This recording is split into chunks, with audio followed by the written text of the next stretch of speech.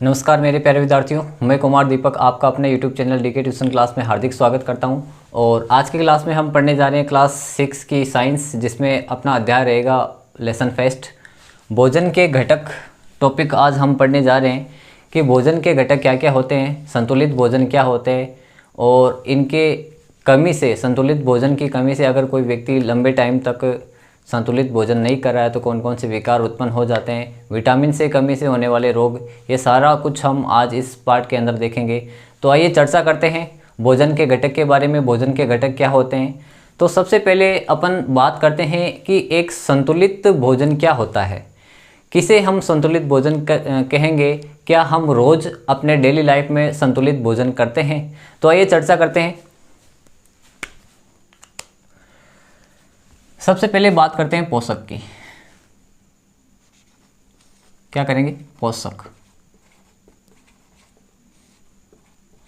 कि पोषक किसे कहेंगे, पोषक क्या होता है। तो पोषक किसे कहेंगे, हमारे भोजन में उपयोगी जो तत्व होते हैं वो क्या कहलाते हैं? पोषक कहलाते हैं। जो हमारे शरीर के लिए बहुत ही ज़्यादा आवश्यक होते हैं, पोषक कहलाते हैं। तो देखिएगा, वह खाद्य पदार्थ जो हमारे शरीर के लिए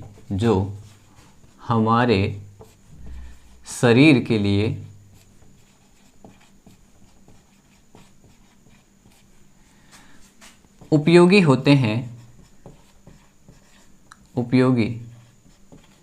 होते हैं, क्या कहलाते हैं? पोषक कहलाते हैं। तो देखिएगा, पोषक की परिभाषा सिंपल सी हो गई। पोषक किसे कहेंगे?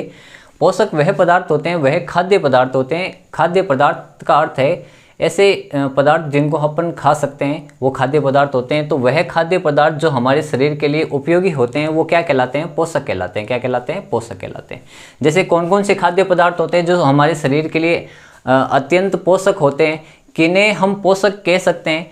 तो देखिएगा, पोषक पदार्थ क्या क्या होते हैं। तो पोषक पदार्थों में मैं लिख रहा हूं कार्बोहाइड्रेट। क्या लिख रहा हूं? कार्बोहाइड्रेट,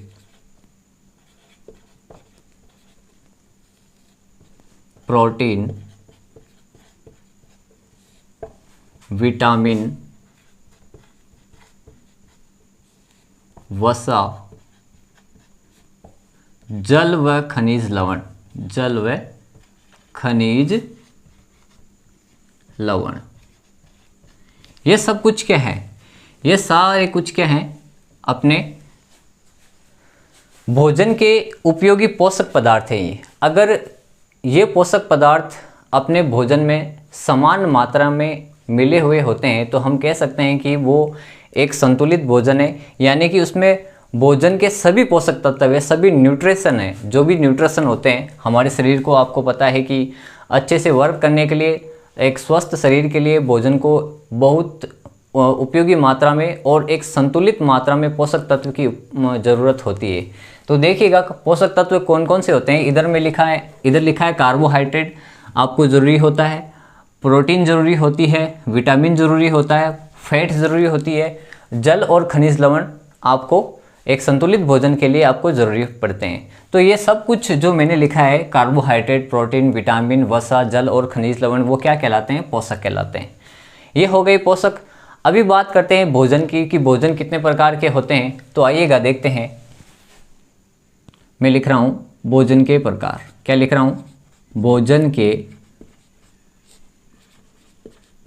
प्रकार, कि भोजन कितने प्रकार का होता है। तो देखिएगा, भोजन दो प्रकार का होता है। पहला प्रकार है हमारा संतुलित भोजन हो जाएगा, और दूसरा हो जाएगा असंतुलित भोजन। पहला हो जाएगा अपना संतुलित भोजन। तो देखिए, संतुलित भोजन क्या होता है? संतुलित भोजन। दूसरा हो जाएगा हमारा असंतुलित भोजन। असंतुलित भोजन। भोजन दो प्रकार की हो गई, संतुलित भोजन हो गया, दूसरा हो गया असंतुलित भोजन। तो सबसे पहले चर्चा कर लेते हैं संतुलित भोजन क्या होता है। तो एक नंबर पे मैं यहाँ लिख रहा हूँ संतुलित भोजन, कि संतुलित भोजन किसे कहते हैं? संतुलित भोजन। तो देखिएगा बच्चों, क्या अपन अपनी रोजाना की जिंदगी में, डेली रूटीन में, क्या हम रोजाना संतुलित भोजन लेते हैं? क्या अपन जो सुबह खाना खाते हैं, दोपहर में खाना खाते हैं या शाम को खाना खाते हैं, उस खाने में क्या ये सारे पोषक तत्व मौजूद होते हैं? क्या कार्बोहाइड्रेट उसमें होता है क्या? क्या आप प्रोटीन लेते हो उसमें? क्या आप विटामिन लेते हो? क्या वसा लेते हो? जल और खनिज लवण उसमें मौजूद होता है या नहीं होता है? अगर ये सारे पोषक तत्व उस खाने में मौजूद है तो बच्चों आपका जो खाना है, आपका जो भोजन है, वो संतुलित भोजन कहलाता है। क्या कहलाता है? संतुलित भोजन। तो उसी की परिभाषा देखेंगे अपन। संतुलित भोजन किसे कहेंगे? ऐसा भोजन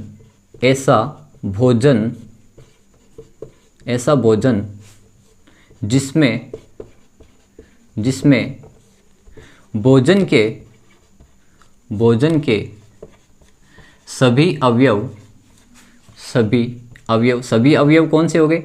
कार्बोहाइड्रेट, प्रोटीन, वसा, विटामिन, जल और खनिज लवण, ये सारे भोजन के अवयव हो गए। ऐसा भोजन जिसमें भोजन के सभी अवयव समान मात्रा में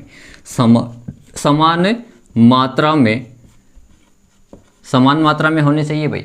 समान मात्रा में मिले होते हैं, समान मात्रा में मिले होते हैं। क्या कहलाते हैं? क्या कहलाता है? संतुलित भोजन। संतुलित भोजन कहलाता है। ओके, ये आपके संतुलित भोजन की परिभाषा हो गई। संतुलित भोजन क्या हो गया? कि ऐसा भोजन जिसमें भोजन के सभी अवयव कौन से? कार्बोहाइड्रेट, प्रोटीन, विटामिन, वसा और जल और खनिज लवण, ये अगर समान मात्रा में आपके भोजन में मिले हुए हैं, समान और निश्चित मात्रा में मिले हुए, तो अपन कह सकते हैं कि वो भोजन कैसा है? एक संतुलित भोजन है। कैसा है? संतुलित भोजन है। दूसरी बात करते हैं असंतुलित भोजन की। असंतुलित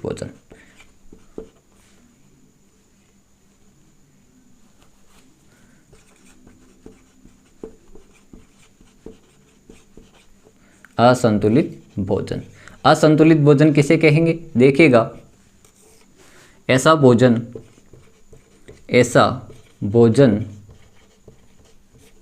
जिसमें भोजन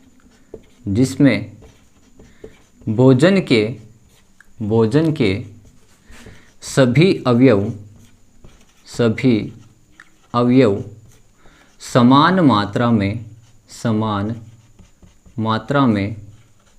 अवयव समान मात्रा में मिले हुए नहीं होते हैं, क्या कहलाता है? असंतुलित भोजन कहलाता है। क्या कहलाता है? असंतुलित भोजन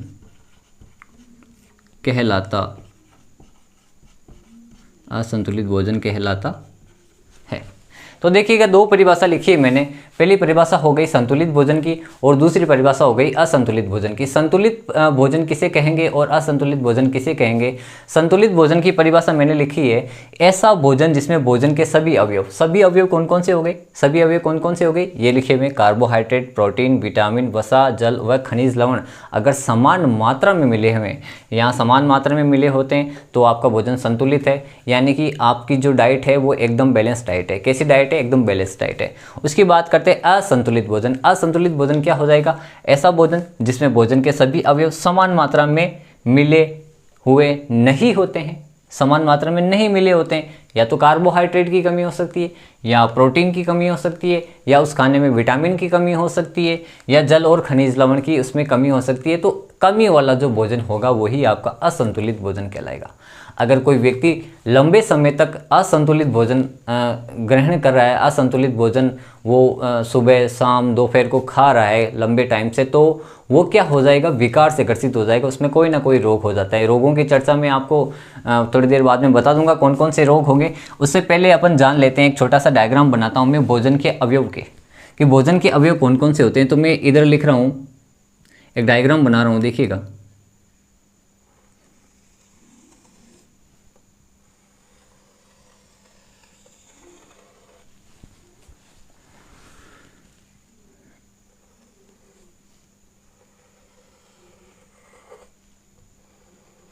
यहाँ मैं लिख रहा हूँ भोजन के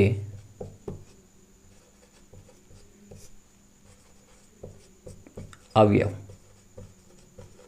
तो आइए बच्चों देखते हैं भोजन के अवयव कौन कौन से होते हैं। भोजन के अवयवों में सबसे पहला हमारा क्या हो जाएगा, यहाँ पे क्या हो जाएगा, कार्बोहाइड्रेट। क्या हो जाएगा, कार्बोहाइड्रेट। तो लिख देते हैं यहाँ पे क्या हो जाएगा, कार्बोहाइड्रेट, कार्बोहाइड्रेट। ठीक है, कार्बोहाइड्रेट के बाद क्या लेंगे, प्रोटीन। क्या लेते हैं, प्रोटीन। तो ये आपका प्रोटीन हो जाएगा।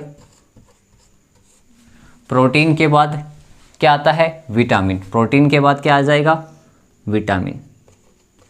विटामिन, ये विटामिन लिखा मैंने। विटामिन के बाद क्या लेना है, वसा ले लो, ये वसा।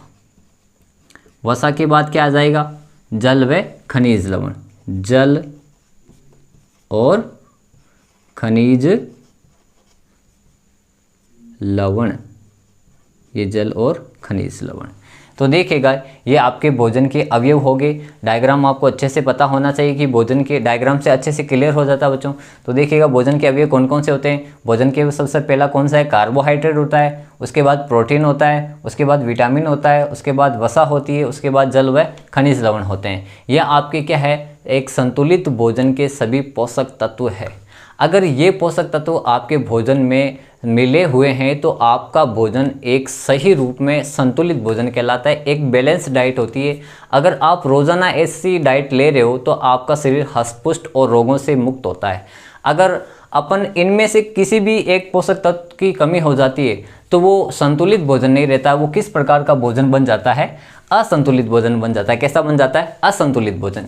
और कोई व्यक्ति लंबे समय से अगर असंतुलित भोजन का सेवन कर रहा है तो वो जरूरी है वो कोई ना कोई विकार या कोई ना कोई रोग का वो शिकार हो जाएगा। तो एक बार आप इसे नोट कर ले, फिर अपन बढ़ते हैं आगे की ओर।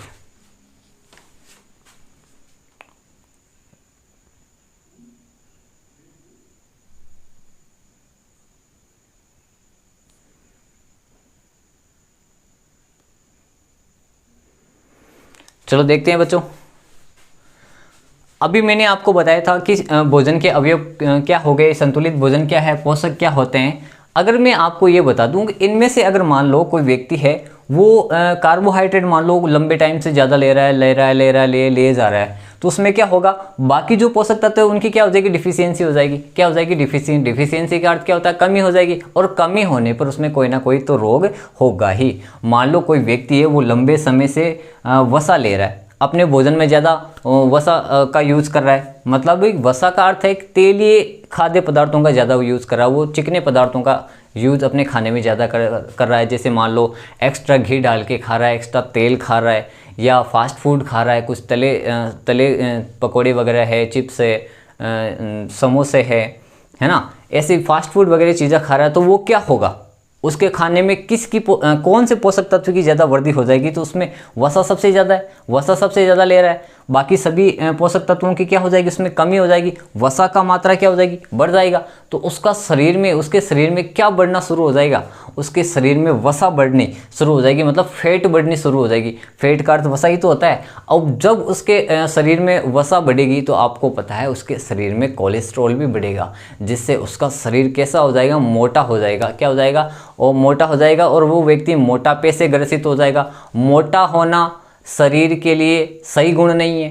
कोई व्यक्ति सोचता है कि मैं मोटा हूँ तो मैं ज़्यादा ताकतवर हूँ, ऐसा नहीं होता। मोटा है तो वो उसमें ये एक असंतुलित भोजन, फूड न्यूट्रिएंट्स की डिफिशियंसी हो जाती है उसमें। इसलिए से वो व्यक्ति क्या हो जाता है, किसी एक पोषक तत्व को ज़्यादा ले रहा तो उसमें क्या हो जाएगी, इंक्रीज हो जाता है, वसा ज़्यादा बढ़ जाएगी, तो वो व्यक्ति क्या हो जाता है, मोटा हो जाता है। मोटापा भी स्वास्थ्य के लिए हानिकारक होता है बच्चों।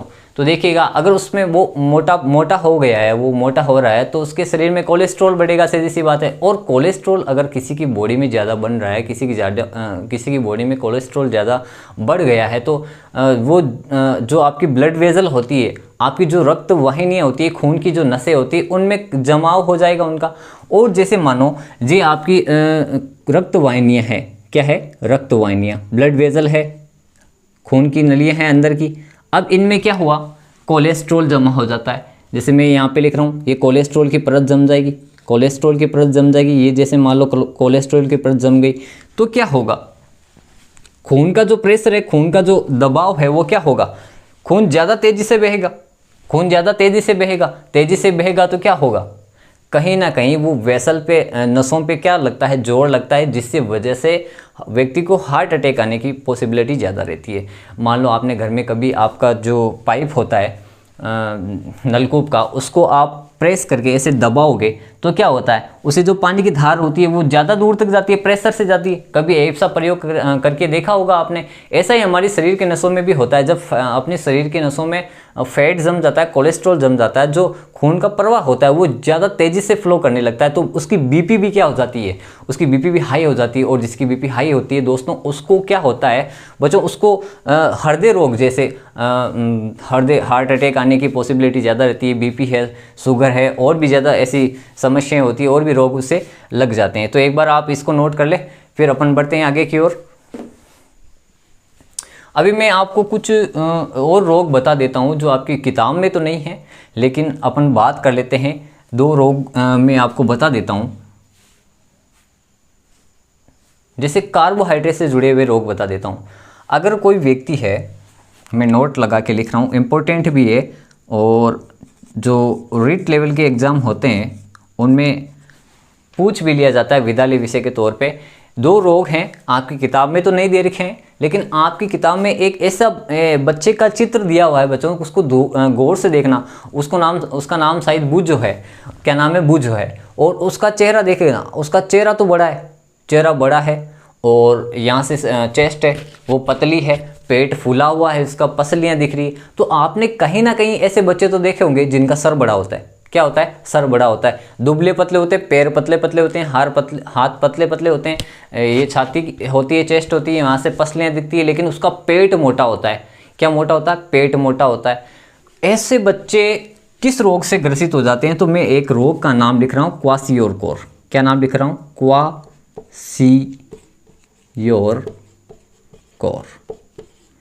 एक रोग तो है क्वासियोरकोर, दूसरा रोग मैं आपको बता रहा हूं मेरेस्मस। क्या बता रहा हूं, मेरेस्मस।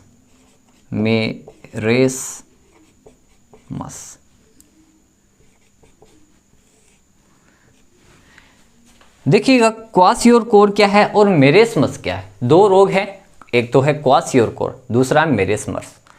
देखिएगा क्वासियोरकोर रोग क्या होता है कि अगर किसी बच्चे में कार्बोहाइड्रेट की कमी हो रही है, केवल और केवल कार्बोहाइड्रेट की कमी हो गई, कार्बोहाइड्रेट की कमी हो रही है, तो उसके शरीर में क्या हो जाता है, लिक्विड बनना शुरू हो जाता है। उसके शरीर में लिक्विड बनेगा तो दोस्तों आप भी बताओ, उसकी कोशिकाओं में वो लिक्विड जाएगा।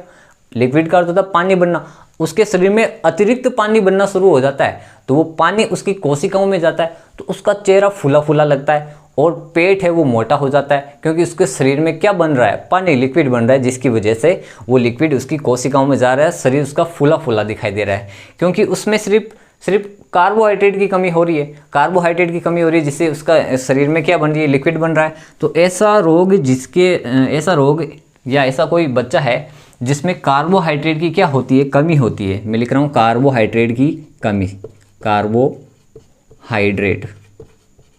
कार्बोहाइड्रेट की क्या हो जाती है, कमी हो जाती है, तो उसके शरीर में क्या बनने लगता है, पानी बनने लग जाता है। क्या बनने लग जाता है, पानी बनने लगता है, जिससे उस रोग को अपन क्या बोलते हैं, क्वासियोरकोर। जिससे बच्चे का जो मुंह है वो बड़ा होता है, पेट फूल जाता है, हाथ पांव है वो पतले होते हैं। मेरेस्मस क्या होता है, मेरेस्मस भी एक रोग होता है। क्वासियोरकोर में तो केवल कार्बोहाइड्रेट की कमी होती है, मेरेस्मस एक ऐसा रोग होता है जिसमें कार्बोहाइड्रेट के साथ साथ ऊर्जा की भी कमी हो जाती है। किसकी कमी हो जाती है, एनर्जी की भी कमी हो जाती है। तो मैं लिख रहा हूँ कार्बोहाइड्रेट प्लस एनर्जी, ऊर्जा, कार्बोहाइड्रेट प्लस ऊर्जा की क्या हो जाती है, कमी। यानी कि ऐसे बच्चे बहुत ही ज़्यादा आपको कुपोषित दिखाई देंगे। कुपोषित का अर्थ होता है एकदम सिकुड़े हुए, एकदम से कमज़ोर, थके हुए, आंखें उनकी अंदर दसी हुई, हाथ बिल्कुल पतले पतले, है ना, चेहरा मोटा, पसलियाँ सूखी हुई, ऐसे शरीर से बाहर पसलियाँ दिखती हैं इनकी, है ना, चमड़ी एकदम पतली होती है। ऐसे बच्चे क्वासियोरकोर और मेरेस्मस रोग के ग्रसित होते हैं, क्योंकि उनको हो सकता है कि जब कोई महिला गर्भ धारण कर रही होती है, जब पीरियड ये गर्भ धारण का समय होता है, तब उनकी जो माँ होती है वो अच्छे से न्यूट्रिएंट्स नहीं ले पाती है, अच्छे से खान पान नहीं कर पाती है, या कोई भी पोषक तत्व वो नहीं ले पाती है, तो वो डिफिशियंसी बच्चों कहीं ना कहीं तो झलकेगी ना, कहीं ना कहीं तो दिखेगी। तो वो डिफिशियंसी कब दिखती है? उनके बच्चों में दिखती है। कैसे? कि जब वो लेडी प्रेग्नेंट होती है, तो मान लो उसके जो स्तनपान का टाइम होता है, बच्चों को दूध पिलाने का टाइम होता है, तो उसके जो दूध में है वो सारे पोषक तत्व उसको बैलेंस्ड रूप में नहीं मिल पाते हैं, संतुलित मात्रा में नहीं मिल पाते हैं। तो क्या होता है, बच्चे में किसी न किसी पोषक तत्व की, किसी न किसी न्यूट्रिएंट की क्या हो जाती है, कमी हो जाती है, जिससे बच्चा कुपोषित हो जाता है। क्या हो जाता है? कुपोषित हो जाता है, और वो इन्हीं रोगों से ग्रसित हो जाता है, क्वाशियोरकोर और मेरेस्मस रोगों से। तो आगे अपन एक एक पोषक तत्व की चर्चा कर लेंगे, अभी आप इनको नोट कर लो।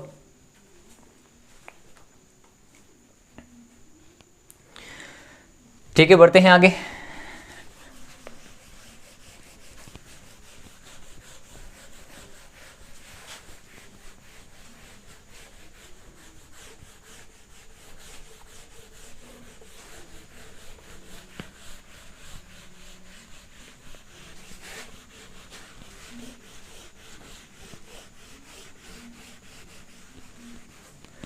तो देखिए, मैं यहाँ पे लिख रहा हूँ कार्बोहाइड्रेट, भोजन के घटक लिख रहा हूँ, पोषक तत्व लिख रहा हूँ,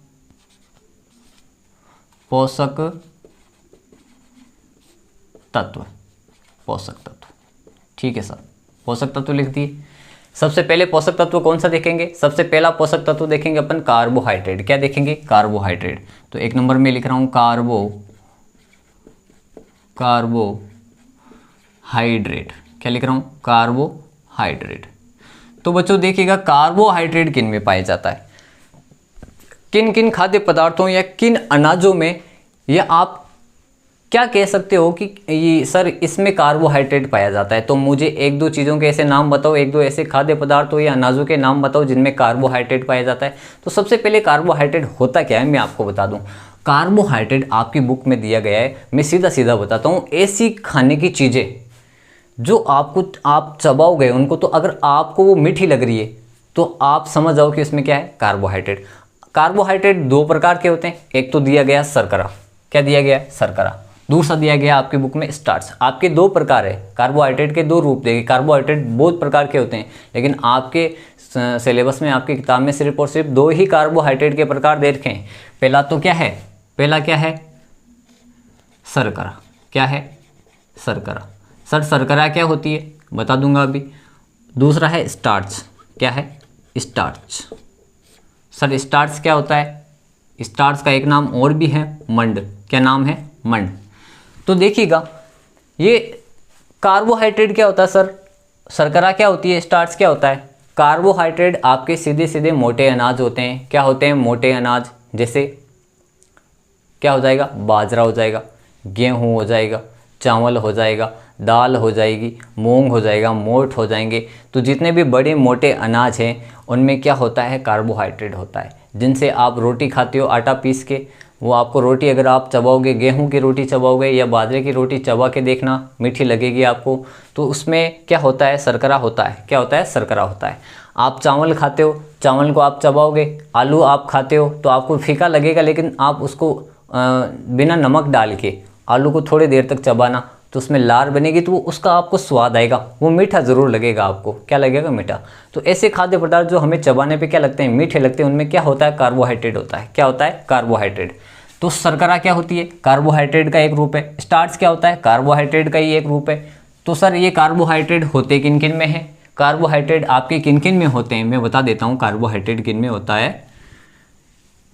कार्बोहाइड्रेट होता है आपका सबसे पहले बाजरा। किन में होता है? बाजरा में होता है। फिर होता है गेहूं में होता है ना। फिर होता है मूंग, मोठ, चावल, दालें, है ना, गन्ना होता है। फिर जो फल होते हैं उनमें भी क्या होता है? थोड़ा बहुत कार्बोहाइड्रेट पाया जाता है। जैसे मैं ले लेता हूँ यहाँ पे गन्ना ले लिया, फिर मैंने ले लिया पपीता ले लिया, आम ले लिया, जो भी है ना, आम वगैरह वगैरह एक्सेट्रा लिख रहा हूँ मैं यहाँ पे।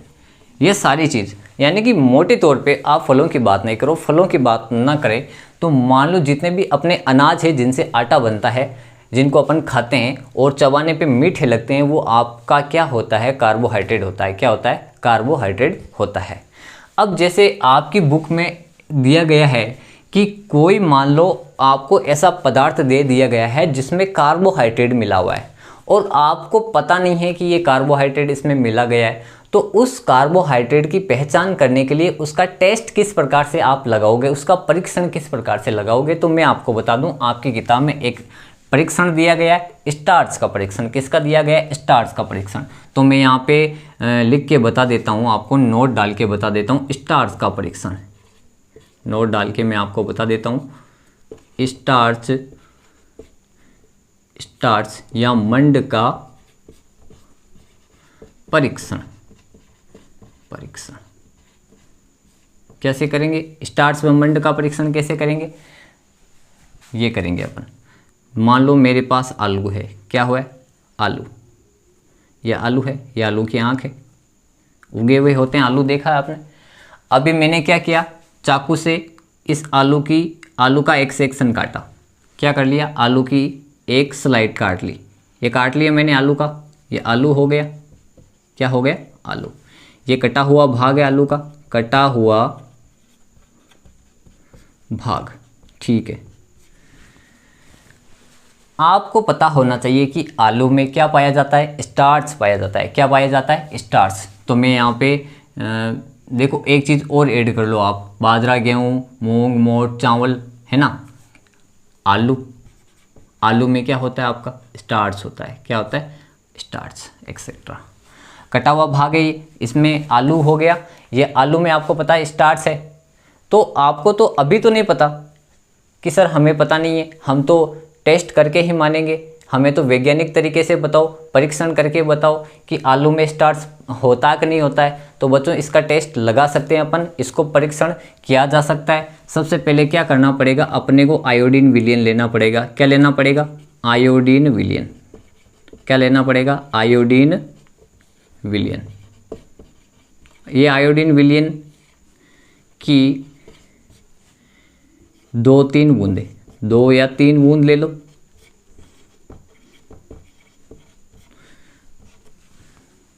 ये आयोडीन विलयन की मैंने क्या ली, 2-3 बूंदे ले ली। ये और इस कटे हुए आलू के भाग पे जैसे मैं डालता हूँ, कटे हुए इस आलू के भाग पे मैं क्या डालता हूँ, आयोडीन की बूंदे डालता हूँ। आयोडीन की बूंदे मैं लिख रहा हूँ, आयोडीन की बूंदे हो गई। तो ये जो आलू है वो कैसा हो जाएगा, कैसा हो जाएगा, गहरा नीला हो जाएगा। कैसा हो जाएगा, गहरा नीला। अगर वो कटा हुआ आलू है उस पर आप आयोडीन की विलयन की बूंदें डाल रहे हो, आयोडीन सॉल्यूशन डाल रहे हो, तो उसका रंग कैसा हो जाएगा, जैसे आलू पर वो बूंदें घिरी तो उसका रंग गहरा नीला हो जाएगा। गहरा नीला होते ही आप समझ जाओ बच्चों कि उसमें क्या मिला हुआ है, उस आलू में क्या है, स्टार्च है। ऐसा ही परीक्षण आप चावल में कर सकते हो। आप चावल का पानी, जब आप चावल को धोते हो उस पानी को इकट्ठा कर लो, उस पानी में आप क्या डालो, 2-3 बूंदे आयोडीन विलयन की डालना। आयोडीन विलयन की डालोगे, जैसे मान लो ये मेरे पास एक टेस्ट ट्यूब है, परख नली है, और इसमें मैंने क्या ले लिया, चावल का पानी ले लिया। क्या ले लिया, चावल का पानी। ये मैंने लिया चावल का पानी, ठीक है। अभी मैंने इसमें क्या डाल दी, 2 से 3 बूंद, 2 से 3 बूंद क्या डाल दी, आयोडीन डाल दी। क्या डाल दिया मैंने इसमें, आयोडीन की डाली। अब जैसे ही मैंने इसमें इस चावल के पानी में इस आयोडीन की बूंदें डाली तो इसका रंग कैसा हो जाएगा, अगर मैं इसे हिलाऊंगा तो गहरा नीला रंग हो जाएगा। कैसा हो जाएगा, गहरा नीला रंग हो जाएगा। गहरा नीला रंग होते ही हमको क्या समझ जाना है कि इस विलयन में क्या था, इस विलयन में क्या था, स्टार्च था। कटे हुए भाग में क्या था, स्टार्च था, इसलिए इसका रंग कैसा हो गया, गहरा नीला हो गया। तो आप इसको नोट कर ले एक बार। कार्बोहाइड्रेट का परीक्षण आपके स्टार्च दिया गया है। स्टार्च का परीक्षण कैसे करेंगे, उसमें कोई भी विलयन होगा उसमें क्या मिला देना, आयोडीन की 2 से 3 बूंदें मिला दो, उसका रंग कैसा हो जाएगा, गहरा नीला रंग अगर हो रहा है तो आपको क्या समझ जाना है कि उस खाद्य पदार्थ में क्या मिला हुआ है, क्या मिला हुआ है, स्टार्च मिला हुआ है। क्या मिला हुआ है, स्टार्च मिला हुआ है। तो एक बार आप इस टेस्ट को नोट कर ले।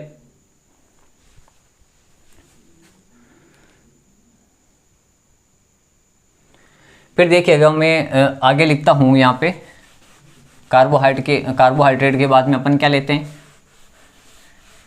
कार्बोहाइड्रेट के बाद में मैं ले रहा हूँ प्रोटीन। क्या ले रहा हूँ? प्रोटीन। दूसरा पोषक तत्व क्या है हमारा? प्रोटीन। प्रोटीन किन किन में होता है, किन किन में पाया जाता है? एक बात और देख लेना, कार्बोहाइड्रेट हमारे शरीर को क्या देता है? ऊर्जा देता है। क्या देता है? हमारे शरीर को ऊर्जा प्रदान करता है। हमारे शरीर को ऊर्जा प्रदान करता है। ऊर्जा प्रदान करता है। ये आपके पाठ्य पुस्तक का क्वेश्चन भी है। जब पाठ खत्म होगा तो पाठ्य पुस्तक के जो प्रश्न दे रखे उसमें प्रश्न पूछा गया है कि ऐसे पोषक तत्व कौन से हैं जिनको खाने से हमारे शरीर को ऊर्जा मिलती है। कौन कौन से हो जाएंगे? बाजरा, गेहूं, मूंग, मोठ, चावल, दाल, गन्ने, पपीता, आम, आलू। यानी कि कार्बोहाइड्रेट अपन खाएंगे तो कार्बोहाइड्रेट खाने से हमें क्या मिलेगी? ऊर्जा मिलेगी। क्या मिलेगी? ऊर्जा मिलेगी। दूसरी बात करते हैं प्रोटीन की। तो प्रोटीन किन किन में होती है? प्रोटीन किन किन में होती है? प्रोटीन ऐसे कौन कौन से खाद्य पदार्थ होते हैं जिनमें प्रोटीन होती है? तो सबसे पहले बात मैं करता हूँ किन किन में पाई जाती है। जैसे प्रोटीन आपकी होती है जितने भी सबसे ज़्यादा प्रोटीन किस में होती है? सबसे पहले ये ले लेते हैं। तो सबसे ज़्यादा होती है सोयाबीन में। किस में होती है? सोयाबीन। लेकिन लोगों की गलतफहमी होती है, कुछ लोग ऐसे सोचते हैं कि जो मांस मछली होती है उनमें प्रोटीन ज़्यादा होती है। बिल्कुल ऐसा नहीं है, क्योंकि जो ऊर्जा का 10% नियम होगा, ऊर्जा स्थानांतरण का 10% नियम, वो ये कहता है कि जो प्राथमिक उपभोक्ता होते हैं, है ना, उनमें ही सबसे ज़्यादा ऊर्जा पाई जाती है, उनमें ही सबसे ज़्यादा एनर्जी होती है। तो सबसे ज़्यादा सोयाबीन में होती है। सोयाबीन के बाद में किस में? सोयाबीन के बाद आप दाल ले लो। दालें होगी। दालें कोई से भी हो सकती है। चने की दाल हो सकती है, मूंग की दाल हो सकती है, चवले की दाल हो सकती है। आप रोज़ घर में दाल खाते हो। दाल खाने से क्या होता है? हमारे शरीर को क्या मिलती है?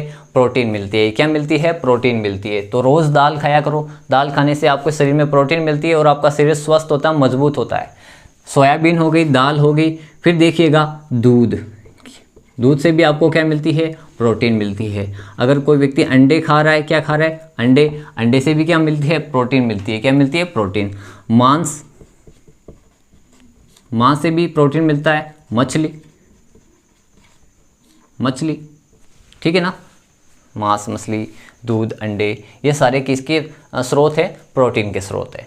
अगर ये आप खा रहे हो तो आपके शरीर में प्रोटीन जो पोषक पदार्थ है वो अंदर जाता रहेगा और आपके शरीर में पोषक तत्व की कमी नहीं होगी। हाँ, कोई जो व्यक्ति है वो ऐसा बोलता है कि सर हम तो शाकाहारी है, शुद्ध शाकाहारी है, मांस खाते ही नहीं है। तो क्या सर दूध, अंडे, मांस या मछली खाने से ही हमको प्रोटीन मिलेगी क्या? बिल्कुल नहीं। ज़रूरी नहीं है कि दूध, अंडे, मांस या मछली खाओगे तभी आपको प्रोटीन मिलेगी, ऐसा बिल्कुल भी नहीं है। आप सोयाबीन खा के भी प्रोटीन ले सकते हो, दाल खा के भी प्रोटीन ले सकते हो, दूध पी के भी आप क्या ले सकते हो? प्रोटीन ले सकते हो। तो ये सारी चीज़ें प्रोटीन की है। तो आगे देखते हैं प्रोटीन हमारे शरीर में करता क्या है। प्रोटीन हमारे शरीर की वृद्धि और विकास का कार्य करता है। क्या करता है? वृद्धि और विकास का कार्य। यह हमारे शरीर में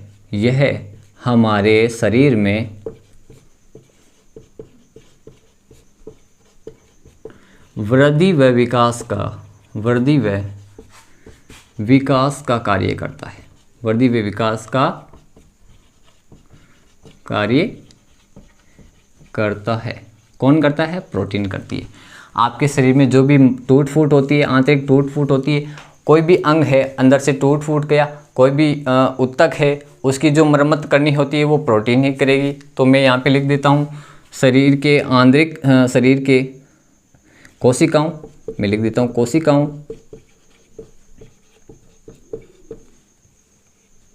व ऊतकों की मरम्मत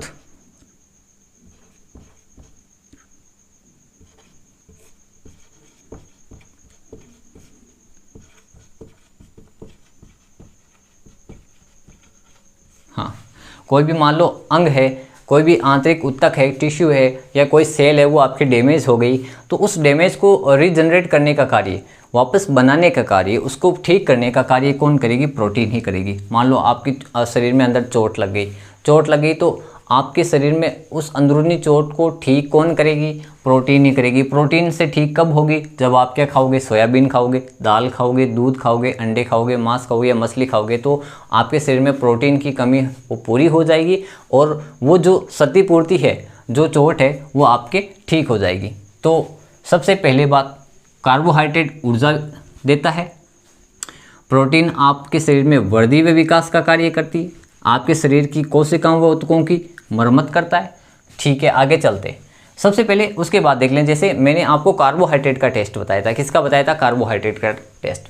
उसी प्रकार से मैं आपको प्रोटीन का टेस्ट बताता हूँ। किसका बताता हूँ? प्रोटीन का टेस्ट। सर प्रोटीन का टेस्ट कैसे? मान लो प्रोटीन का परीक्षण करना हो कि कोई खाद्य पदार्थ है उसमें प्रोटीन मिला हुआ है कि नहीं है, उसका टेस्ट लगाना हमें। तो उस प्रोटीन का परीक्षण करने के लिए क्या करेंगे? मान लो आपके पास दाल है। क्या है? दाल। तो मैं यहाँ पे लिख रहा हूँ नोट डाल के, प्रोटीन का परीक्षण। प्रोटीन का परीक्षण, प्रोटीन का परीक्षण। सर प्रोटीन का परीक्षण कैसे करेंगे? तो देखिएगा, मान लो कोई खाद्य पदार्थ है उसमें प्रोटीन है कि नहीं है और आपको पता करना है कि उस खाद्य पदार्थ में सर प्रोटीन मौजूद है कि नहीं है। इसका हमें पता कैसे करें? ये बात का हम पता कैसे लगाएं? तो मैं आपको एक टेस्ट बताता हूँ, एक परीक्षण बताता हूँ। उस परीक्षण के माध्यम से आप पता कर पाएंगे कि उस खाद्य पदार्थ में प्रोटीन है या नहीं है। तो सबसे पहले आपको क्या लेना है? वो जो पदार्थ लेना है जिसमें आप प्रोटीन का टेस्ट लगाना चाहते हो। मान लो आपके पास दाल है। क्या है? दाल। तो जैसे मान लो आपके पास है क्या? दाल। आपको क्या करना है? एक टेस्ट ट्यूब लेना है। ये टेस्ट ट्यूब ले ली सर। सबसे पहले आपको कि प्रोटीन का परीक्षण के लिए क्या चाहिए? दाल है, तो उस दाल को आप पीस के क्या बना लो? पाउडर बना लो। क्या बना लो? पाउडर। तो दाल का पाउडर हो गया। इस दाल की पाउडर को इसमें डाल देंगे अपन। किस में डाल दें? इसमें डाल दो। ये दाल का पाउडर है, ये मिल गया। प्लस उसमें क्या डालोगे? कॉपर सल्फेट की 2 बूंदें डाल दो। क्या डालोगे? Copper sulphate. कॉपर सल्फेट का फॉर्मूला क्या हो जाएगा? CuSO4।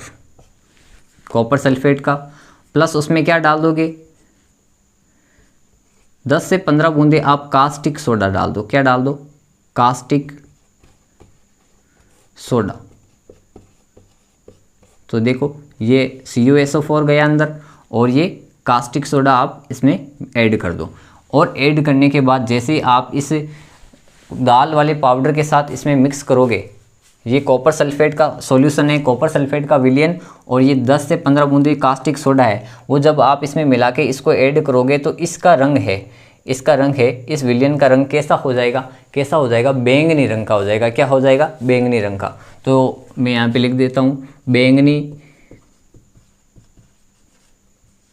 रंग का विलयन प्राप्त होता है। सर हमने क्या किया? दाल पाउडर लिया, एक टेस्ट ट्यूब के अंदर दाल का पाउडर ले लिया, उसमें कॉपर सल्फेट की बूंदें मिलाई। कितनी? 2 से 3 बूंदें हमने कॉपर सल्फेट की उसमें मिलाई। प्लस उसमें 10 से 15 बूंदें कास्टिक सोडा की मिलाकर जब हमने उसे हिलाया, तो सर हमें टेस्ट ट्यूब के अंदर उस सारे विलयन का रंग है वो बैंगनी रंग का हो गया। हाँ, अरे बैंगनी रंग आया है तभी तो है उसमें प्रोटीन। अगर बैंगनी रंग आया है तभी उसमें क्या है? प्रोटीन है। बैंगनी रंग का आना ही किसका संकेत है? कि आपके उस लिए गए पदार्थ यानी कि दाल पाउडर में क्या थी? प्रोटीन मौजूद थी। क्या मौजूद थी? प्रोटीन मौजूद। तो ये था आपका प्रोटीन का टेस्ट। एक बार आप प्रोटीन के टेस्ट को भी नोट कर लो, लगातार साथ के साथ नोट करते जाइएगा।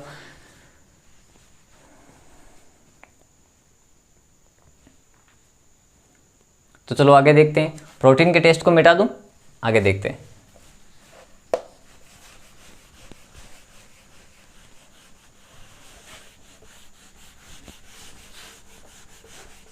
प्रोटीन के बाद क्या आएगा? वसा। वसा ले लेते हैं। वसा किन किन में होती है? वसा किन किन में होती है? वसा भी हमारे शरीर को क्या करती है? ऊर्जा प्रदान करती है। वसा भी हमारे शरीर को क्या करती है? हमारे शरीर को ऊर्जा प्रदान करती है। क्या करती है? ऊर्जा प्रदान करती है। ठीक है सर, ऊर्जा प्रदान, ऊर्जा मिल गई हमें, वसा ली हमने, ऊर्जा मिल गई हमें। जैसे हमने वसा खाई, जैसे आप खाने में घी डाल के खाते हो तो आपके शरीर में इंस्टेंटली क्या हो जाती है? एनर्जी बूस्ट हो जाती है। आपको अचानक से आपको क्या मिल जाती है? ऊर्जा मिल जाती है। तो वसा सर किन किन में होती है? वसा का अर्थ होता है चिकने पदार्थ। तो चिकने पदार्थ आपके खाने में कौन कौन से होते हैं? बताइए मेरे को कि आप कौन कौन से ऐसे खाद्य पदार्थ होते हैं, कौन कौन से ऐसे खाने वाली चीज़ें होती हैं जो चिकने होते हैं? बताओ। तो सबसे पहले घी। क्या आप रोज़ अपने खाने में घी खाते हो? हाँ बच्चों, तो आप अगर घी खा रहे हो तो वो घी क्या है? वसा है। घी हो गया, तेल हो गया, है ना? क्या हो गया? तेल हो गया। आइसक्रीम हो गई, आइसक्रीम में भी क्या होती है? वसा होती है ना? फिर ये आपका दूध हो गया, दूध में भी क्या होती है? वसा होती है ना? मूंगफली हो गई,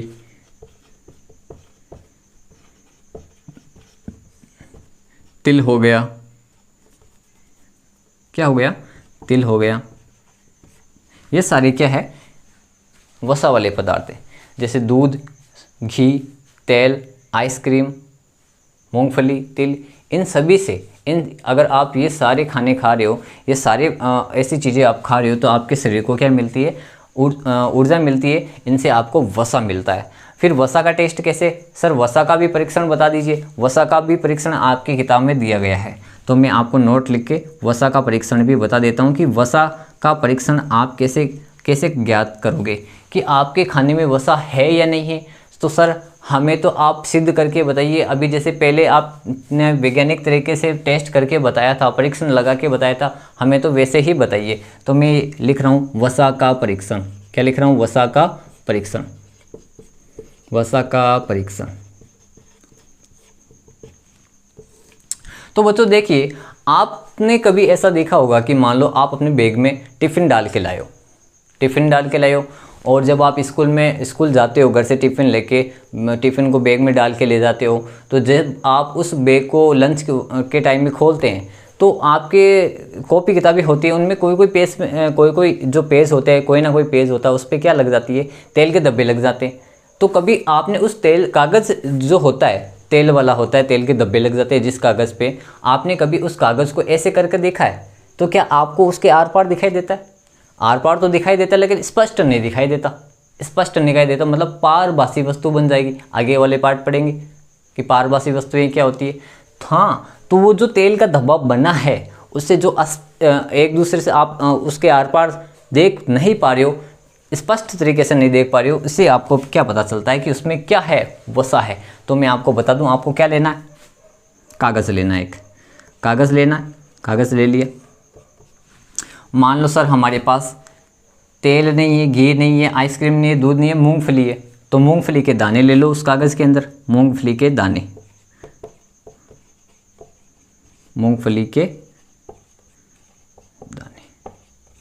ठीक है, मूंगफली के दाने ले लिए। अब उस मूंगफली के दानों को क्या करना है? उस कागज़ में डाल लो। डाल के उसको पत्थर से कूटो। तो क्या होगा कि मूंगफली के अंदर से क्या निकलेगा? तेल निकलेगा। और तेल निकल के क्या होगा? इस कागज़ पे लग जाएगा। सर हम तो नहीं मानेंगे ऐसा। मूंगफली से पानी भी निकल सकता है, और वो पानी क्या पता उस कागज़ पे लग जाए और उसकी वजह से वो धब्बे बन जाए। हो सकता है, पानी भी निकल सकता है। तो आप क्या करो, उसको ले जाके धूप में सुखा दो। अगर पानी होगा तो उड़ जाएगा, पानी नहीं होगा तो क्या होगा? वो तेल है। पानी नहीं होगा तो वो क्या है? तेल है। और तेल नहीं होगा तो मतलब वो उड़ेगा नहीं। इससे हमें क्या पता चल जाएगा कि उस जो कागज़ पे जो धब्बा बना है वो तेल का है, यानी कि उसमें वसा मौजूद थी। ये आपका था वसा का परीक्षण। उसके बाद अपन चलते हैं आगे के पोषक तत्वों में। एक बार वसा का भी परीक्षण आप नोट कर लिए। तो मैंने आपको 3 परीक्षण बता दिए। सबसे पहला परीक्षण मैंने स्टार्च का बताया था, उसके बाद मैंने किसका परीक्षण बताया था? प्रोटीन का परीक्षण बताया था, और उसके बाद मैंने लास्ट का परीक्षण बताया था वसा का परीक्षण। सिंपल सा है, ठीक है। आगे बढ़ते हैं।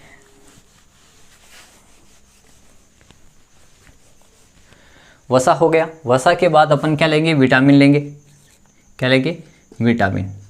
विटामिन किन किन में होता है? विटामिन किन किन में होते हैं? तो विटामिन आपके किन किन में पाए जाते हैं देखिएगा।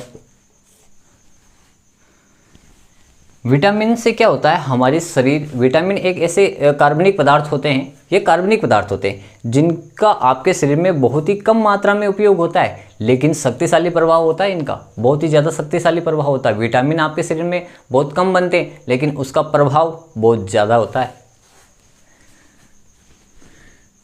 तो विटामिन से हमारे शरीर में क्या होती है? रोगों से लड़ने की क्षमता मिलती है, रोगों से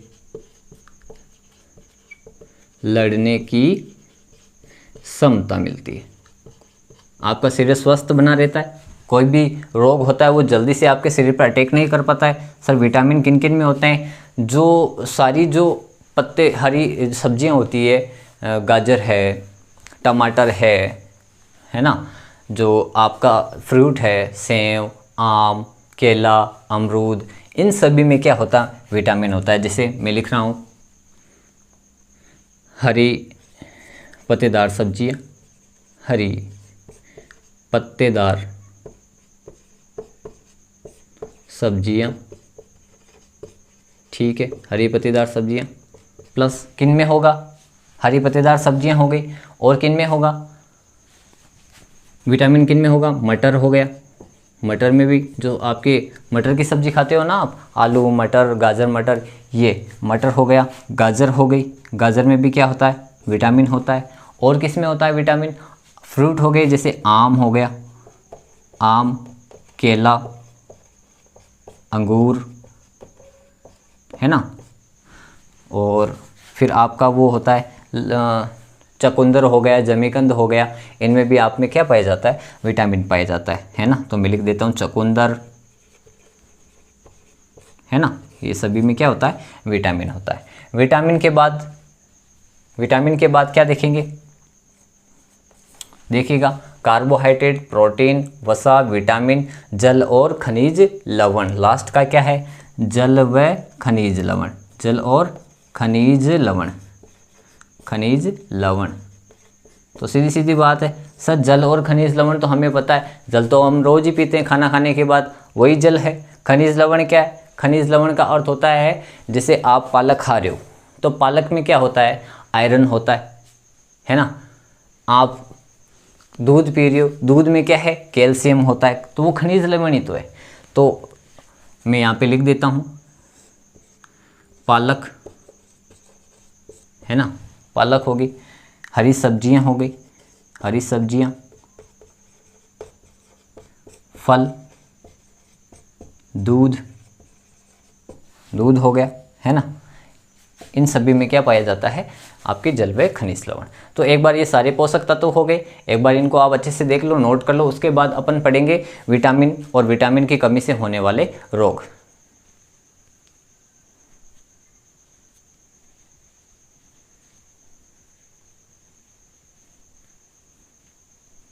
तो आइए बच्चों, आगे की ओर बढ़ते हैं।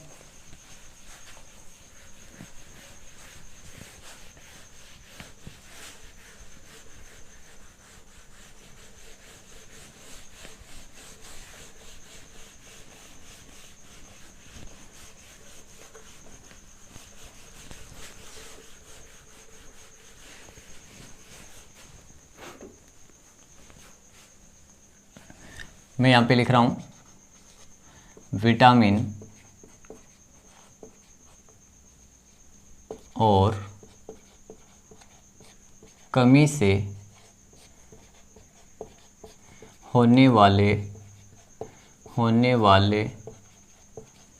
रोग, ठीक है। एक साइड में मैं लिख रहा हूँ विटामिन, क्या लिख रहा हूँ? विटामिन। टेबल बनाएंगे अपन एक, इधर मैं विटामिन लिख रहा हूँ,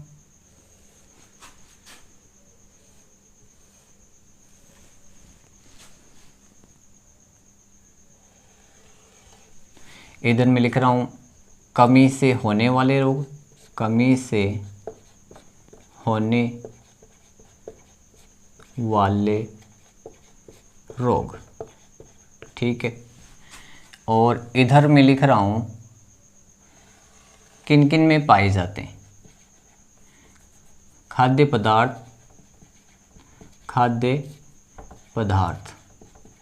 पदार्थ मतलब जिनमें ये विटामिन पाए जाते हैं। खाद्य पदार्थ जिनमें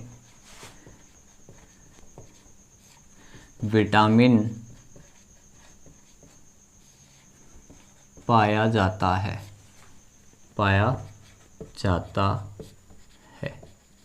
ठीक है, ये हमारी टेबल हो गई। तो देखिएगा, इसको फिल करते हैं अभी। टेबल को ध्यान से देखना, इंपॉर्टेंट रहेगा। तो सबसे पहला विटामिन रहेगा विटामिन ए। कौन सा रहेगा? Vitamin A. सर हमने विटामिन ए के बारे में बहुत सुना है। कहाँ सुना है? हमारे घर वाले कहते हैं सर हमें कि गाजर खाने से विटामिन ए मिलता है, गाजर खाओगे तो आपकी आंखों की रोशनी बढ़ती है, आपके चेहरे पे चमक आती है। हाँ बिल्कुल, आपके घर वाले बिल्कुल ही सही कहते हैं। क्या कहते हैं? कि गाजर खाना चाहिए। हरी लाल जो चीज़ें होती है, जैसे गाजर हो गया, टमाटर हो गया, चुकंदर हो गया, इन सभी में क्या होता है? विटामिन ए होता है। और आप अगर इनको खाओगे तो आपकी आंखों की रोशनी है वो तेज़ होगी, आपके चेहरे पे ग्लो आएगा, आपका चेहरा चमकेगा और आपको क्या होगा? नज़र के कोई दोष नहीं होंगे, आंखें आपकी कमज़ोर नहीं होगी और आप आराम से पढ़ पाओगे। तो देखना, विटामिन ए किन में पाया जाता है? विटामिन ए की कमी से होने वाला रोग क्या है? विटामिन ए की कमी से एक रोग हो जाता है जिसका नाम है रतौंधी। क्या है? रतौंधी। मैं लिख देता हूँ। शाम होते ही व्यक्ति को कम दिखाई देने लगता है। व्यक्ति को कम दिखाई देने लगता है। कम दिखाई देने लगता है। हाँ, ऐसा कोई व्यक्ति है जिसको रात होते ही कम दिखाई देने लगता है। क्या होता है? रात हुई और उसको क्या होता है? जैसे मान लो शाम के 5 या 6 बजे, तो उसको धीरे धीरे उसकी आई साइट है वो कम होने लगती है और वो व्यक्ति है ना ढंग से चल नहीं पाता है, इधर उधर ठोकरे खाते हुए फिरता है। क्यों? ऐसा क्यों होता है? उसको क्या वो अंधा हो गया? क्या उसने शराब पी रखी है? ऐसा बिल्कुल भी नहीं होता है, क्योंकि उसमें एक रोग है विटामिन ए की कमी से जो रोग हुआ है, उसके शरीर में विटामिन ए की कमी हो गई है जिसकी वजह से उसमें एक रोग हो गया है। उस रोग का नाम है रतौंधी रोग। क्या नाम है? रतौंधी रोग। मारवाड़ी में या साधारण बोलचाल की भाषा में आप इसको बोलते हो, सर उसको रातिंदो हुआ है, इसको रातिंदो हो जाता है। कहते हैं ना सर रातिंदो हो रहा है, रातिंदा होता है ना, रातिंदा बोला जाता है। रातिंदा का मतलब होता है रात को अंधा हो जाता है वो इंसान, रात को अच्छे से दिखाई नहीं देता है ना। तो देखिएगा, ऐसे जो व्यक्ति जिसको रतौंधी रोग है या जिसको रात को दिखाई नहीं दे रहा है, रतौंधी रोग से वो ग्रसित है, क्योंकि इसमें विटामिन ए की कमी हो गई। तो कौन कौन सी ऐसी चीज़ें खाओगे आप जिससे विटामिन ए की पूर्ति हो जाएगी? तो किन किन में विटामिन ए पाया जाता है? तो सबसे पहले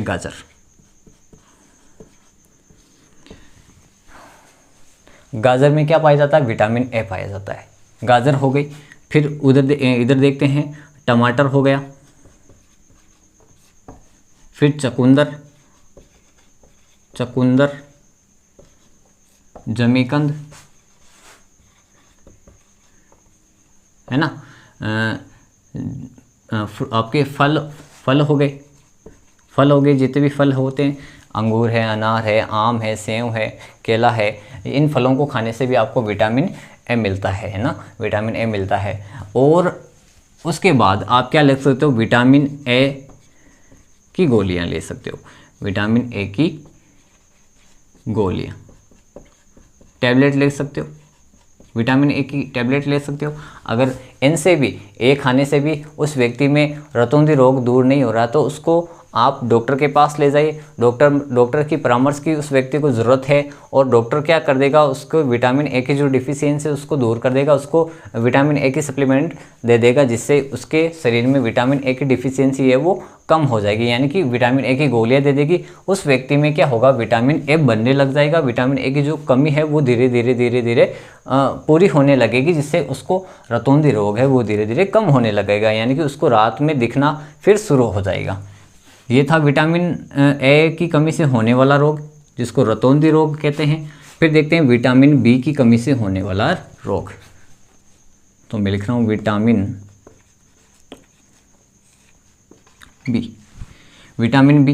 ये विटामिन बी है ना, बहुत सारे होते हैं, B1 से लगाकर B2 तक B12 तक होते हैं, इनको बी कॉम्प्लेक्स बोला जाता है। विटामिनों का एक ऐसा समूह होता है, जैसे B1, B2, B3 से लेके B12 तक, इन विटामिनों को बी कॉम्प्लेक्स बोला जाता है। क्या बोला जाता है? बी कॉम्प्लेक्स, है ना।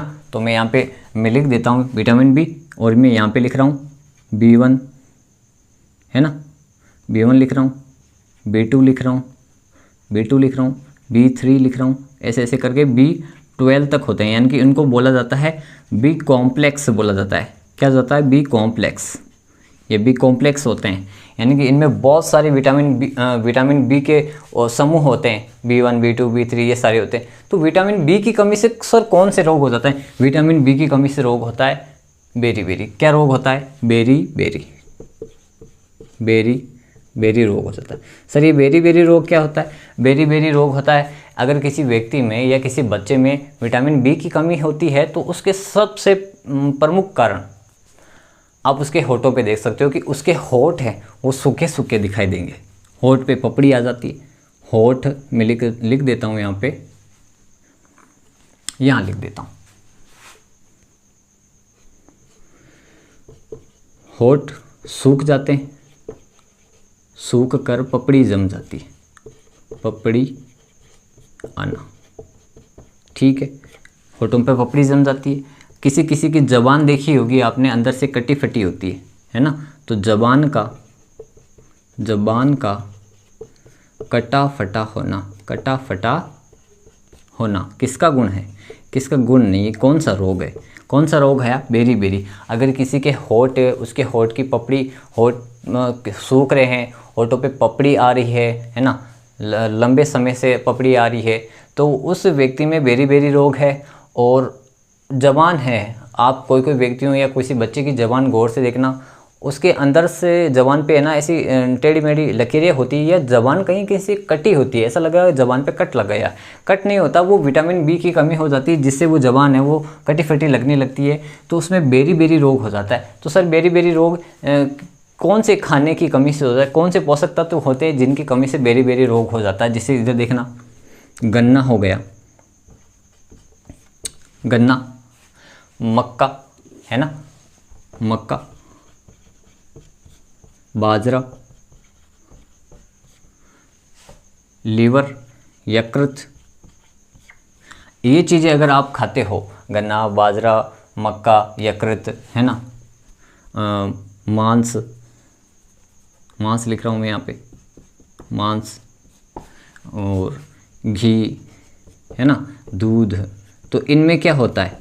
इनमें क्या होता है? विटामिन बी कॉम्प्लेक्स होते हैं ये। और यहाँ पे मैं फल भी लिख देता हूँ, फल भी, फल मतलब सारे आ गए, आम, अनार, अंगूर, सेव, केला, ये सारे अगर खाते हैं तो विटामिन बी की कमी है वो कमी पूरी हो जाती है, यानी कि बेरी बेरी रोग है वो, उस बेरी बेरी रोग में आपको निजात मिल जाती है, वो धीरे धीरे कम होने लगता है। उसके बाद चलते हैं विटामिन सी की ओर। किसकी ओर बढ़ते हैं? विटामिन सी की ओर।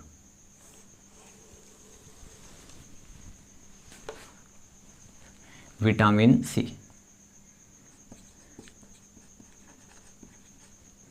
विटामिन सी, विटामिन सी की कमी से कौन सा रोग होता है? एक रोग होता है स्कर्वी। कौन सा रोग होता है? स्कर्वी। सर स्कर्वी रोग क्या होता है? स्कर्वी रोग होता है मसूड़ों से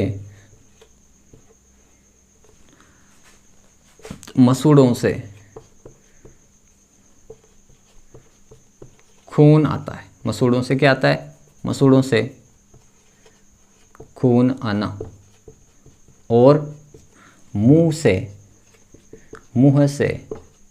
बदबू आना।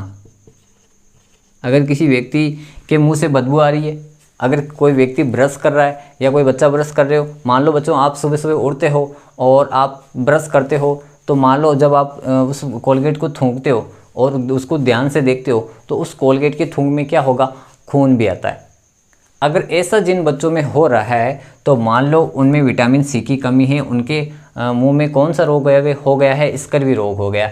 स्कर्वी रोग हो जाता है तो क्या होता है कि दांतों की जो जड़ें हैं, मसूड़ों की जो जड़ें हैं वो ढीली हो जाती है और जो नसें होती है उनसे खून बाहर आने लगता है, क्योंकि जब ब्रश की रगड़ लगती है तो नसों से क्या आ जाता है, खून आ जाता है ना। तो मसूड़े से खून आना, मुंह से बदबू आना, ये विटामिन सी की कमी हो जाती है, इसलिए स्कर्वी रोग हो जाता है। किन किन चीज़ों को खाने से विटामिन सी की कमी को पूरा किया जा सकता है? तो सबसे पहले आंवला, जो भी खट्टी चीज़ें होती है, खट्टी चीज़ों में क्या पाया जाता है, विटामिन सी पाया जाता है ना। तो जैसे आंवला खाओ आप, आंवला, संतरा, नींबू, है ना, नींबू, आंवला, संतरा, नींबू, टमाटर, ये सभी खट्टी चीज़ें होती है जिनमें क्या होता है, विटामिन सी पाया जाता है। तो आप इनको खाने से विटामिन सी की जो कमी है उसको पूरा कर सकते हो। उसके बाद अपन चलते हैं vitamin A, B, C, D की ओर।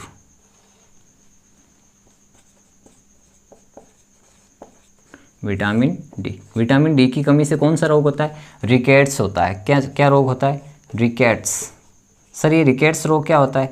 रिकेट्स रोग बच्चों ऐसा होता है कि कोई व्यक्ति होता है या कोई बच्चा होता है, उसकी टांगे या उसके हाथ या उसकी चेस्ट देखना, कोई बच्चे ऐसे होते हैं जिनकी चेस्ट है वो ऐसे एक तरफ से तो दबी हुई होती है, एक तरफ से बाहर निकली हुई होती है, हड्डियाँ टेढ़ी मेढ़ी होती है। कोई बच्चे होते हैं उनके पैर देखना आप, ऐसे होते हैं, ऐसे, है ना।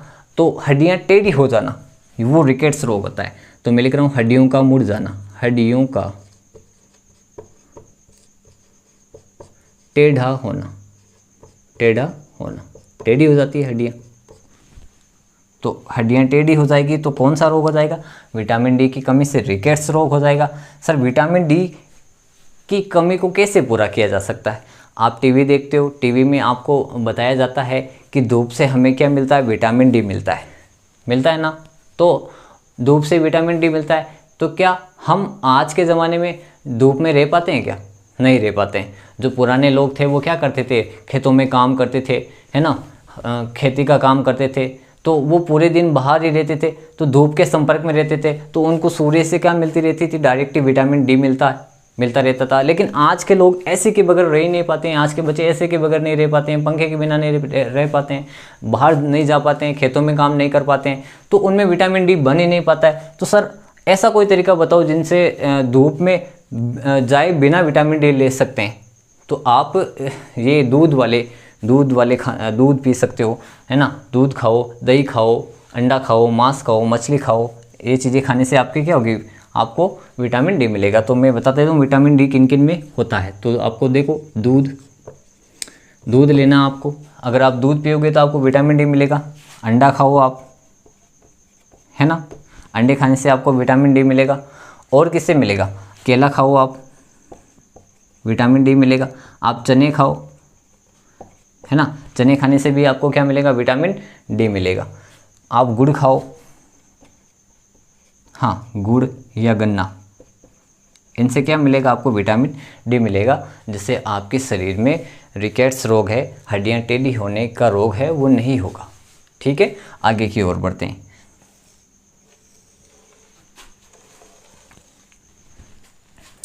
विटामिन डी के बाद आता है विटामिन ई।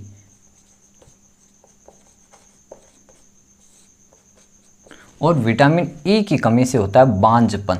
क्या रोग होता है, बांझपन। सर बांझपन क्या होता है, औरत के बच्चा नहीं होता है, उसको क्या बोलते हैं, कोई महिला है वो प्रेग्नेंट नहीं हो पाती है, उसको बच्चा नहीं लग पाता है ना, गर्भ धारण नहीं कर पाती है, तो उसी को तो बांझपन कहेंगे। बांझपन का अर्थ क्या है कि वो बच्चा पैदा नहीं कर सकती, जनन क्षमता उसमें नहीं है। तो किसकी कमी हो जाती है, किन पोषक तत्वों की कमी हो जाती है जिससे उसमें बांझपन हो जाता है। तो ये जो सारे पोषक तत्व हैं, जैसे मान लो गाजर है, टमाटर है, गन्ना है, मक्का है, दूध है, इन सभी पोषक तत्वों की कमी हो जाती है उसमें, तो कौन सा रोग हो जाता है, उसमें बांझपन हो जाता है। आपकी किताब में ये तो नहीं दे रखा है कि बांझपन को दूर करने के लिए कौन कौन से खाद्य पदार्थों को खाया जा सकता है, लेकिन मैं आपको बोलता हूँ कि अगर किसी महिला में बांझपन है तो उसको ये सारी चीज़ें खानी चाहिए। ठीक है ना। एक संतुलित भोजन लेना चाहिए जिसमें कार्बोहाइड्रेट भी होना चाहिए, प्रोटीन भी होनी चाहिए, वसा भी होनी चाहिए, विटामिन भी होने चाहिए, जल भी होना चाहिए, खनिज लवण भी होना चाहिए, रेशे भी होने चाहिए। तो ये सारे पोषक तत्व उसको लेना चाहिए, जिससे और क्या होना चाहिए और क्या करना चाहिए कि उस महिला को डॉक्टर की परामर्श ज़रूर लेनी चाहिए। बहुत सारे वैज्ञानिक पद्धति हैं जिससे शल्य चिकित्सा है जिससे वो महिला बांझपन से मुक्ति पा सकती है, जैसे IVF है ना, टेस्ट ट्यूब बेबी है, आगे चल के उसको जननसम बनाया जा सकता है। इधर देखते हैं, आगे चलते हैं विटामिन के की ओर। विटामिन के की ओर, विटामिन के मैं यहाँ लिख रहा हूँ, विटामिन के।